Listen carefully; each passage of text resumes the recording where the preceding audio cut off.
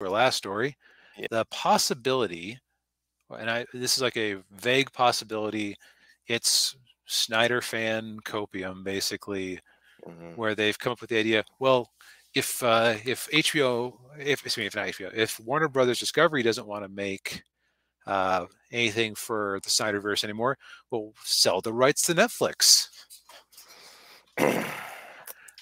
And I would say that is wishful thinking. Extremely wishful thinking. Yeah, because I mean, we've talked about the Snyderverse, kind of ad nauseum, and I know Hmm. you've compared it to the Windows Phone, Hmm. and it's. I mean, I get why people want to keep it going. I know there are people out there who like that, like those movies. For Hmm. me, they were very, and I've said it before, they were very hit and miss. Um, I think, I don't think, from a blah, blah, blah, blah, from a financial standpoint, it doesn't make much sense for them to produce new content like that, even if it is for Netflix, and maybe Netflix, picks up some of the the money. But I mean, yeah, I don't see it happening. So let's look at some of the ways that this is a problem. First off, Snyder himself has moved on. Now, mind Hmm. you, he has moved on to Netflix, so that kind of explains the the fans' thinking here. Hmm. Um, it sounds like he's kind of done with it himself, from things I've heard. Yeah. Like he kind of, now there's debate. There's been like some allegations that he astroturfed the entire release the Snyder Cut movement. Yeah. I've heard that too. I don't know if that's true or not. I suspect that he helped pour some gasoline around it, a fire that already existed, Hmm. to make, and that ultimately made it seem bigger than it was. But I think there is an organic core that does really love those movies. Yeah. Yeah, and I've met some of them. yeah. Um, and yeah, from what it sounds like too, I mean, of course, um, Henry Cavill has moved on. Hmm. He's going to do Warhammer 40K for Amazon, maybe, hopefully. Yeah, we'll see how that goes. Will he be cursed 3 out of 3 times to be in franchises he loves? Oh yeah, yeah. I was really hoping he would. There was a rumor floating around that he was going to do Mass Effect. So have they announced a Mass Effect movie? They haven't, but there was a rumor that they were going to do a series on Netflix, Mm. and Henry Cavill's name was brought up in there, and I think he would make a good Commander Shepard. Yeah, although you know that 2/3 of the fan base would read anything but femshep. True. Or you could, what you could do is what they did in Mass Effect Andromeda, which was have both of them, the female and the Oh male, God. and their brother and sister, and then you could play as either one of them. But of course, that was Mass Effect Andromeda. I'm not. Yeah, no. Look, the only thing we need from Mass Effect Andromeda is uh, reasons why to applaud how facial technology has progressed since the Shrek movies. Yes. And Um, so, yeah. so let's look at it from Netflix's point of view. Uh-huh. So you're Netflix. You're always trying to come up with projects that will bring in a lot of people for as little money as possible. Uh-huh. Um, it's like things like Dave Chappelle or other stand-up comedians. That is amazing bang for their buck because you just gotta rent a theater, Uh-huh. pay Dave Chappelle to go up there and tell jokes for an hour and a half, and Uh-huh. hire some cameramen to shoot from different angles. Yeah. And you don't even have to spend the whole thing because you're selling tickets to the audience, which defrays the costs of the renting of the theater. Oh yeah. Yeah. Um, I brought up the Justice League movie here. It's like the Joss Whedon cut. to remind you that it had a production budget of roughly $300 million. Yeah, and a lot of that was because of the reshoots. Yeah, so let's be generous and say that it was a $200 million movie until the reshoots. Mm-hmm. So if it was a $200 million movie, Mm-hmm. well, let's see. It's actually been a little bit since I checked. Let's do a little bit of live research here because I don't currently have a Netflix membership. Let's say I wanted to sign up for Netflix. How much would that cost me? I think depends on the level you want. I think the one I have is like How much does Netflix cost? okay, Plans range from $6.99 to $19.99 a month. Okay, that's $6.99. That's got to be the ad tier that apparently nobody is going for. right, and and I think the 1999 one is 4K. Right, 4K, probably multiple screens. Yeah. So let's say that let's go ahead and make it $10 because $10 accounts for $10 accounts for what do you call it? Costs they have from credit card companies, and it's nice average. We'll just say $10. Yeah. Let's say they get $10 per person per month. So that means they get roughly $120 per year. So if I take a $200 million movie, how many new people at $120 a year does that have to bring in? That has to attract about 1.67 million people. Wow. To the Netflix service that would not otherwise have stayed on the service, or it has to retain them when they would have otherwise left. Yeah. This is why, incidentally, streaming is a fool's bargain in terms of sustainability. Yeah. Now they wouldn't be able to release this in theaters like they did with Glass Onion to try and recoup some of their losses. Mm-hmm. No, this would be they have to make a pure streaming play here. And on top of that, they would have to pay a hefty licensing fee to Zaslav's Warner Brothers. Mm-hmm. So Netflix doesn't get much out of it. Now you might say, okay, DB, what if they did animated movies? Those would be cheaper for that level of budget. Yeah. Which is what some people proposed for the Snyder Cut, and I wouldn't be opposed to this showing up on HBO Max. Would be some animated movies to continue or finish off the Snyderverse in its full glory. Yeah, Because they have a pretty good animation studio that cranks out those straight to DVD DC movies, so they have the infrastructure. Just just get Ben Affleck behind a microphone to play Batman for a few hours at a time. Yeah, and do it for a couple of weeks, and animate it, throw it out. That makes the Snyder Cut people happy. Yeah. Well, Ninja Toe says animation is expensive, but it's less expensive than one of these ridiculous CGI movies. Yeah. Or heavy CGI movies, like one of those straight to DVD. Actually, let's see if they have the budget for any of those listed. That's Lots a good of question. Spontaneous research happening here. Yeah. Yeah. I've always been kind of curious about that too. How much each one of those movies costs. That's here. So I think they have an animation studio in Korea that does those. yes, pseudo anime. It looks like. Yeah. So Wikipedia. Let's see. What's the name of one of those movies? Try Batman Under the Red Hood. Okay. Right. Let's see what we got here. So do they have a budget listed? Let's see here. They do not. Music. Okay. Oh, it was also a commercial success, grossing over 12 million in home video sales. So now, of course, you have to be careful because people go like, "Oh, well, it was the number one in the box office, even though it lost $100 million. It's a success, right?" Yeah. We've seen that a few times this year or last year. Yeah.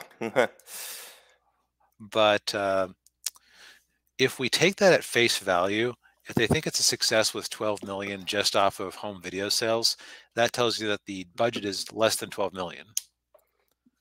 Yeah.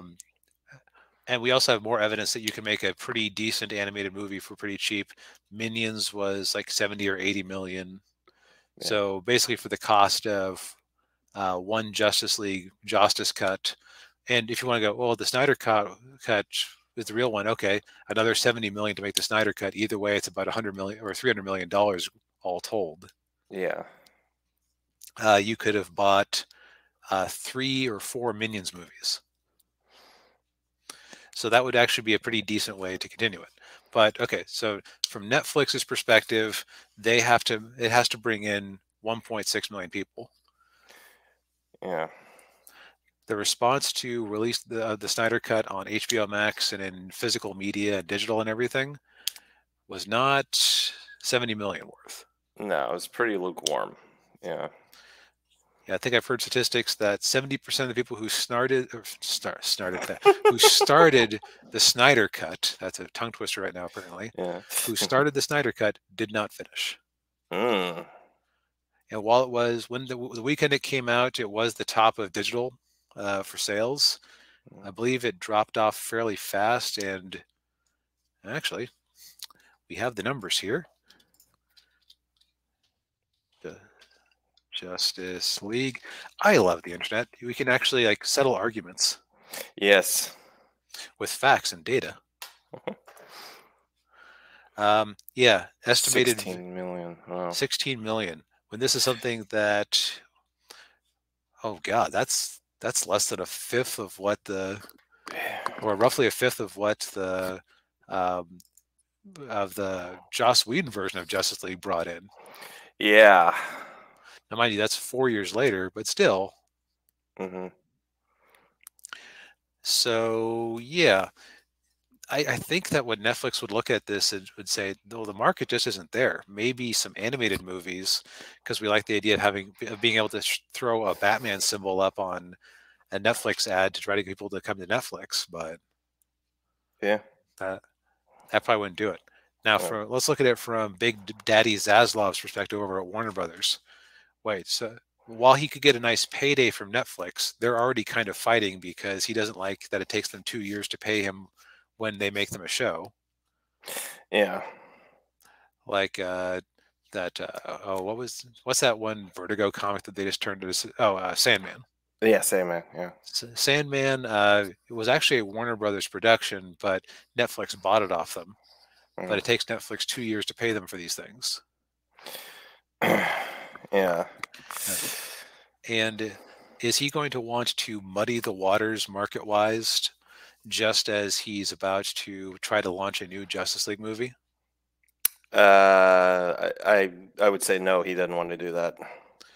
No, it would be I've heard multiple things where you had some really nice Xbox 360 or PS3 games that were ready to come out that got shelved because Sony and Microsoft said, why are we putting out a first party I think it was like a Halo Xbox, or it was like a Halo Lego thing I heard about, or something similar to that, a more kids focused Halo that would have launched on 360 after the one had already come out that got cut. Because why are we spending money promoting the old platform? Yeah. yeah, that's the situation, and and I know, like I said, I mean, I'm somewhat sympathetic to the Snyderverse fans. I mean, I know how much they love those movies, and I know that you still got Shazam 2 coming out. Mm-hmm. You got Flash, Blue Beetle. Blue Beetle's probably, and Aquaman 2. Mm-hmm. And of course, out of all of those, Blue Beetle's the only one that even kind of remotely interests me, just because it's different, and right. And then we're gonna get the new stuff. So the old stuff is being thrown out to die. Mm-hmm. It occurs to me: are we getting more DC movies next year than Marvel movies? let's see Shazam. So we've got 4 there between Before that, Flash, Aquaman, Shazam, and Aquaman. Blue Beetle. yep. Now, And, occurs to me, Marvel wins if we count all of the Spider-Man villain movies that Sony is crapping out towards the back half of the year, but those don't and count. yeah, those don't count. We'll Yeah, also not count Spider-Verse. yeah. So we know we So have Guardians 3, the Guardians 3. Marvels. Yeah. Ant-Man. Hmm. 3. Yeah. Isn't there another one in the fall? Trying Gee, to remember. it's like we had an hour-long podcast last week talking about. Yeah, we did uh, well, there's Secret Wars, but that's Disney Plus. Right. Let's go here. Um, All Marvel releases for 2023. Marvels. No, it looks like the Marvels is the last mainline Marvel. Okay, so more authentically DC movies are DC. coming to theaters than Disney Marvel movies. Yeah. So yeah, that's interesting. That is interesting. Yeah. So that just kind of tells you they're in fire sale mode. It's like Yes. get it out, make whatever money we can, stop the bleeding. Let's Mhm. move on. Yeah. And as far as the new stuff going, I mean, we didn't really talk. We kind of skipped over it, or we didn't mention it last week. But the rumors are floating around that Ezra Miller is going to stay, or that their WB wants Ezra Miller to stay as the Flash. Which, boy, that if you want me to close my wallet, that's how you do it. Yeah. Now I'm holding out hope that is just them trying to drum up some positive buzz around him in preparation of the movie. Yeah. And it sounds like his legal troubles are almost over, because he took because some of the charges were dropped, and then he's Okay. taking a deal, basically a slap on the wrist. Okay. Well, so much for my prediction game is weak. I was kind of thinking that there was a chance that Ezra did see the inside of a jail cell, but Yeah, same here, but yeah. oh, and Lisa Marie Presley died. Really? I Yeah, heard. she was only 54. Oh wow! I saw somewhere that she was in the hospital, but wow, that's man. Uh, well, on that happy note, I don't Yeah, think that I think this is honestly, to use a really pejorative phrase, this is pure copium on behalf of Snyder Cut fanatics. yeah. Um, I've been there before with being really obsessed with TV shows and properties I love. I Hmm. think it is time to move on with your lives, seek life elsewhere. Yeah. Uh, D. Rhino said something earlier that I thought was a really good line. Um, that's enough time for people to get their own stuff ready. And Hmm. also, let there be good competition amongst the indies. Each will offer a new variety of things. Yeah. You don't have to spend your entire life just watching Batman things or just Superman things. That's like part of a balanced pop culture diet. Hmm. Go find new things by new creators who Yeah. aren't part of billion-dollar corporations that will ultimately disappoint you when they're trying to make up for shortfalls in other part of the business. Cough, Hasbro, cough, cough. Yeah. Yeah. Exactly. Yeah. Yeah. And I used to be that way too. Like, especially when I was younger. I just yeah, I would be, I would get really fanatical about a franchise, and then but then as I got older, I kind of went, well, life is short, and I don't want to get myself wrapped up in this, and so I just kind of, like, yeah, like D Rhino said, that says here, move on and prosper. That's what life is about. Yep. Like right now, I'm really high on Persona 5 because I'm playing through the game and enjoying it, and I can Mhm. talk to people who have played it before, like Daniel, and make little jokes about things. Yeah. Like for those who have played the game, I decided to make to start to do the relationship path with Makoto this go around, in part because it's hilarious to imagine her sister, who is the investigator who captures you at the start of the game, as they're interviewing you, and you're just Yeah. telling her about every time you two made out or went Yeah. on a date, all the times that Makoto talked about how the sister had ruined her life.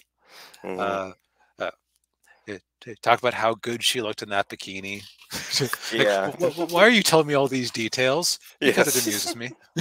Yes.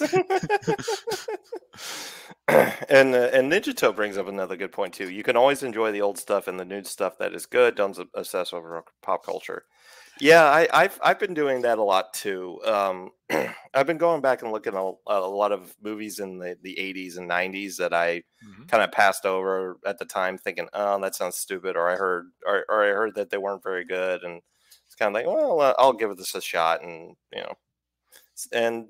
so far, I've found some hidden gems, and then some are like, okay, yeah, this was really They, bad. they were right to tell me to go away. Yeah.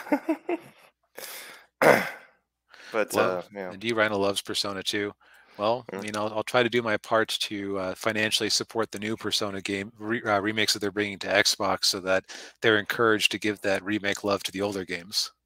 Yes, yeah, yeah. I got to do that too. Go and look at the older Persona games. 3 and 4 are coming out very shortly Mm. to Game Pass. Well, I'll definitely give that a look.